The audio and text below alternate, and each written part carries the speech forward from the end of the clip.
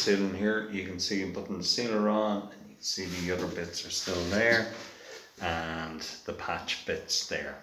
So we just need to let them dry a little bit and go around these, then we'll seal them as well. Okay, so you can see the alkaline sealer on it. Okay, see what job it does in comparison to the other guys. Okay, you get the first finish coat, and you can see the rest of it all with the alkaline sealer on it from yesterday all dried out. Okay, thanks guys.